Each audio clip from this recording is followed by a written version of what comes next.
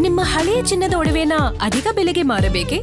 ಆಟಿಕಾಗೆ ಕಾಲ್ ಮಾಡಿ 8880 Attica gold company. Renukaswamy ಕೊಲೆ ಪ್ರಕರಣದಲ್ಲಿ ಪರಪ್ಪನ ಅಗ್ರಹಾರ ಜೈಲು ಸೇರಿರೋ ನಟ ದರ್ಶನ್ ಪಡೆಗೆ ಈಗ ನಡುಕ ಶುರುವಾಗಿದೆ. ಈ ಹತ್ಯೆ ಪ್ರಕರಣದ ಪ್ರಮುಖ ಆರೋಪಿ ಪ್ರದೋಷ್ ಈಗ ಮಾಫಿ ಸಾಕ್ಷಿಯಾಗೋದು ಅಧಿಕೃತ ಆಗಿದೆ.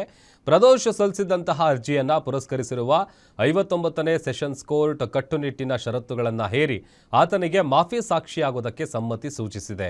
ಪ್ರಕರಣದ ಪ್ರತಿಯೊಂದು ಕರಾಳ ಸತ್ಯವನ್ನು ಕೋರ್ಟ್ ಮುಖಾಂತರ ಬಟಾಬಯಲು ಮಾಡೋದಕ್ಕೆ ಪ್ರದೋಷ್ ರೆಡಿಯಾಗಿದ್ದು, ಒಂದು ವೇಳೆ ಎಲ್ಲಾದರೂ ಸುಳ್ಳು ಹೇಳಿದರೆ ಕಠಿಣ ಕಾನೂನು ಕ್ರಮ ಎದುರಿಸಬೇಕಾಗತ್ತೆ ಅಂತ ಕೋರ್ಟ್ ಖಡಕ್ ಎಚ್ಚರಿಕೆ ಕೂಡ ಕೊಟ್ಟಿದೆ.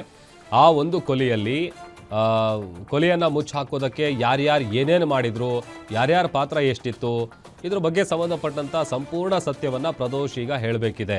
ಕೋರ್ಟ್ನ ಈ ಮಹತ್ವದ ಆದೇಶದಿಂದ ಸದ್ಯ ದರ್ಶನ್, ಪವಿತ್ರ ಗೌಡ ಸೇರಿದಂತೆ 16 ಮಂದಿ ಆರೋಪಿಗಳ ಎದೆಯಲ್ಲಿ ಢವ ಢವ ಸ್ಟಾರ್ಟ್ ಆಗಿದೆ.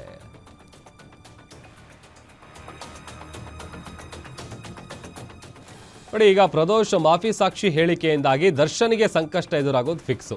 ರೇಣುಕಾಸ್ವಾಮಿ ಕೊಲೆ ಒಳಸಂಚಿನ ರಹಸ್ಯ ಬಯಲಾಗುತ್ತೆ. ಆಕ್ಷೇಪಣೆಗೆ ಇಲ್ಲಿ ಅವಕಾಶ ಇಲ್ದಿರೋದು ಕೂಡ ದರ್ಶನ್ ಅವರಿಗೆ ಸಿಕ್ಕಾಪಟ್ಟೆ ಟೆನ್ಷನ್ ತರಿಸಿದೆ. ಮಾಫಿ ಸಾಕ್ಷಿ ಅರ್ಜಿಯಲ್ಲಿ ಭೀಕರ ಕೊಲೆ ಘಟನೆಯನ್ನ ಒಂದು ರೀತಿ ಎಳೆಯಾಗಿ ಪ್ರದೋಷ್ ಬಿಚ್ಚಿಟ್ಟಿದ್ದ. 11 ಪುಟಗಳ ಅರ್ಜಿಯಲ್ಲಿ ಘಟನೆಯನ್ನ ವಿವರಿಸುವಂತ ಪ್ರಯತ್ನವನ್ನ A14 ಪ್ರದೋಷ್ ಮಾಡಿದ.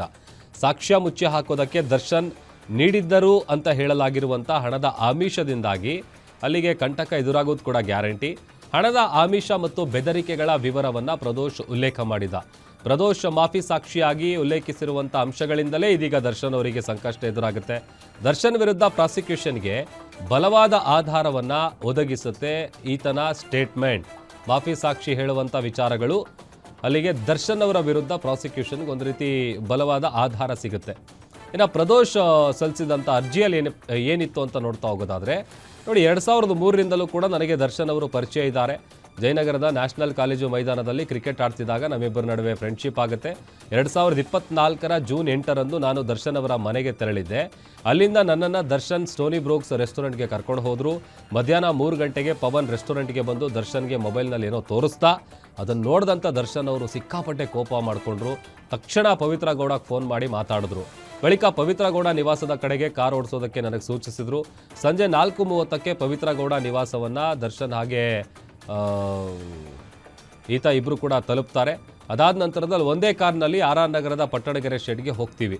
ಶೆಡ್ಗೆ ಎಂಟ್ರಿ ಕೊಟ್ಟಂಥ ಸಂದರ್ಭದಲ್ಲಿ ಸುಮಾರು 30 ವರ್ಷದ ರೇಣುಕಾಸ್ವಾಮಿ ತಲೆಬಾಗಿಸ್ಕೊಂಡು ಕುಳಿತಿದ್ದ. ಆತನ ಸುತ್ತ ರಾಘವೇಂದ್ರ, ಪವನ್, ನಾಗರಾಜ್ ಹಾಗೇನೆ ನಂದೀಶ್ ಇವರೆಲ್ಲರೂ ಕೂಡ ಇದ್ರು. ನನ್ನ ಪವಿತ್ರಾಗೆ ಅಶ್ಲೀಲ ಮೆಸೇಜ್ ಕಳಿಸ್ತೀಯಾ, ಕೆಟ್ಟ ಅವಾಚ್ಯ ಶಬ್ದಗಳಿಂದ ದರ್ಶನ್ನು ನಿಂದಿಸಿ ರೇಣುಕಾಸ್ವಾಮಿಗೆ ಹೊಡಿತಾರೆ. ನಂತರ ದರ್ಶನ್ ಸೂಚನೆಯಂತೆ ಪವಿತ್ರ ಗೌಡ ಕೂಡ ಚಪ್ಪಲಿಯಿಂದ ರೇಣುಕಾಸ್ವಾಮಿಗೆ ಹೊಡಿತಾರೆ. ರೇಣುಕಾಸ್ವಾಮಿಯ ಬಟ್ಟೆ ಬಿಚ್ಚಿ ಒಳ ಉಡುಪಿನಲ್ಲಿ ನಿಲ್ಲಿಸಲಾಗಿತ್ತು. ನಂದೀಶ್ ಆತನನ್ನ ಟಾಟಾ ಎಸ್ ವಾಹನಕ್ಕೆ ನೇಣು ಹಾಕೋದಕ್ಕೆ ಯತ್ನಿಸಿದ್ರೆ ನಾಗರಾಜ್ ನೈಲಾನ್ ಹಗ್ಗದಿಂದ ಹಾಗೂ ನಂದೀಶ್, ಪವನ್ ಮರದ ಕೋಲ್ನಿಂದ ಆತನಿಗೆ ಹಿಗ್ಗಾಮುಗ್ಗ ಹೊಡಿತಾರೆ. ರೇಣುಕಾಸ್ವಾಮಿಯ ಇನ್ಸ್ಟಾಗ್ರಾಮ್ನಲ್ಲಿ ಗೌತಮ್ ಹೆಸರಿನ ಪ್ರೊಫೈಲ್ ಪತ್ತೆಯಾಯಿತು. ಅದರಲ್ಲಿ ಹಲವು ಮಹಿಳೆಯರಿಗೆ ಆತ ಅಶ್ಲೀಲ ಮೆಸೇಜ್ ಕಳಿಸಿದ್ದು ಕೂಡ ಕಂಡು ಬಂದಾಗ ದರ್ಶನ್ ಆತನ ಒಳ ಉಡುಪನ್ನು ತೆಗೆಸಿ ಖಾಸಗಿ ಅಂಗಕ್ಕೆ ಪದೇ ಪದೇ ಒದಿತಾನೆ. ಇದಾದ ನಂತರದಲ್ಲಿ ಕೊನೆಗೆ ರೇಣುಕಾಸ್ವಾಮಿಯ ಎದೆ ತುಳಿದು ವಿನಯ್ ಜೊತೆ ಸಂಜೆ 5:30ಕ್ಕೆ ಸ್ಥಳದಿಂದ ತೆರಳುತ್ತಾರೆ. ನಾನು ಇನ್ಸ್ಪೆಕ್ಟರ್ ವಿನಯ್ಗೆ ಕರೆ ಮಾಡಿ ವಿಷಯ ತಿಳಿಸಿದಾಗ ಪ್ರಕರಣ ಗಂಭೀರ ಆಗಿದೆ, ಯಾರನ್ನಾದರೂ ಶರಣಾಗುವಂತೆ ಮಾಡಿ ಅಂತ ಸಲಹೆ ನೀಡಿದರು. ರಾಘವೇಂದ್ರ, ನಂದೀಶ್ ಮತ್ತು ಪವನ್ ಶರಣಾಗೋದಕ್ಕೆ ಒಪ್ಕೊಂಡಾಗ ರೇಣುಕಾಸ್ವಾಮಿ ಮೃತದೇಹವನ್ನು ಸ್ವತಃ ಇವರೇ ಸತ್ವ ಅಪಾರ್ಟ್ಮೆಂಟ್ ಬಳಿ ಚರಂಡಿಗೆ ಬಿಸಾಡಿ ಬಂದಿದ್ದನ್ನು ಕೂಡ ಆತ ಉಲ್ಲೇಖ ಮಾಡಿದ್ದಾನೆ. ಬಳಿಕ ಅವರು ಕಾಮಾಕ್ಷಿಪಾಳ್ಯ ಠಾಣೆಗೆ ಸರೆಂಡರ್ ಆಗೋದಕ್ಕೆ ತೆರಳಿದ್ರು. ಈ ಮಧ್ಯೆ ಶವ ಸಾಗಾಟ, ಸಾಕ್ಷಿ ಮುಚ್ಚಿ ಹಾಕೋದಕ್ಕೆ ಮತ್ತು ಪೊಲೀಸರಿಗೆ ಶರಣಾಗೋದಕ್ಕೆ ಕೊಟ್ಟಿರುವಂಥ 30 ಲಕ್ಷ ರೂಪಾಯಿ ಹಣವನ್ನು ಹೇಗೆ ಹೊಂದಿಸಲಾಯಿತು ಎಂಬುದನ್ನು ಪ್ರದೋಷ್ ಆ ಅರ್ಜಿಯಲ್ಲಿ ಪಿನ್ ಟು ಪಿನ್ ವಿವರಿಸಿದ್ದಾನೆ.